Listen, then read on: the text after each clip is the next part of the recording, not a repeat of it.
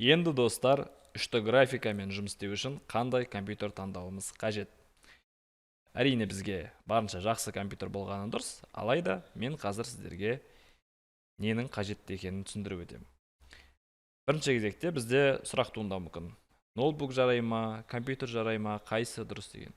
Екеуі де жарай береді, ешқандай мәселе жоқ. Тек бұл жерде біз оның характеристикасын қарастыруымыз қажет. Сіздің процессорыңыз, яғни Celeron болу керек, кем дегенде. Бірақ менің өзім Core i3-тен бастап болғанын жөн көрем. Одан кейін видеокарта жалпы бола береді, кез келген видеокарта. Алайда RTX деген видеокарта болатын болса, тіпті керемет болады. RTX-тің сериясы бар, өзі 2000, 3000 деген сияқты. 3000-нан басталғаны дұрыс болады. OZU кем дегенде 4 гигабайт болу керек. Мен рекомендация беремін 8 гигабайт болуына. Кейде 2 гигабайтқа да істеуі мүмкін, бірақ кем дегенде 4 гигабайт болғаны дұрыс. Жесткий диск 128 гигабайт болу керек, әрине өткені 3 Max-тың өзі 10 гигабайттай память алады. Сосын өзіңіздің файлдарыңыз болады, негізі 512 гигабайт болғаны дұрыс.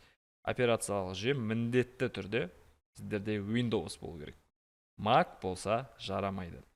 Windows 10 болғаны дұрыс. 8 болса, 7 болса, бәрібірде Windows 10-ға немесе 11-ге алмастырып алыңыздар. Мына жерде қандай болу керек? Мен образдарын көрсетейін. Минималды түрде сіздерде Pentium немесе Celeron болғаны дұрыс. Видеокарта 28 мегабайт, жаңағыдай Intel болса болады, RTX болмаса да. OZU 4 гигабайт, жесткий диск 28 гигабайт. Жақсы деген компьютер ол Core i5 немесе Core i3-те болады, бірақ Core i5 болғаны дұрыс. Видеокарта RTX болу керек, RTX 3000 болса жақсы дегенді білдіреді. OZU 8 гигабайт болу керек, жақсы компьютердікі, жесткий дискте 512 гигабайт орын болу керек. Өйткені көп проекттер жасайсыздар, ертең сақтайсыздар, жобаларды жинақтайсыздар, ертең заказ қабылдаған кезде де компьютеріңіз толып қалатын болады, сондықтан да болашақта жесткий дискіңізді көбейтсеңіз болады. Мықты деген компьютер, енді ол игровой компьютерлер, ноутбуктар. Ол Core i7-ден басталады, Core i7, Core i9 деген сияқты компьютерлер. RTX 3000 немесе 4000 сериялар болу керек. OZU кемінде 16 болу керек, егер мықты болатын болса. 32 гигабайт дегенде OZU бар. Яғни кете береді ғой енді ары қарай, мықтылығына қарай. Жесткий диск 1 терабайт болу керек. Әрине сіз минималдығы ноутбукке сәйкес келсе, характеристикасы қорықпаңыз, жұмыс істей беруге болады, бастапқыда үйренуге.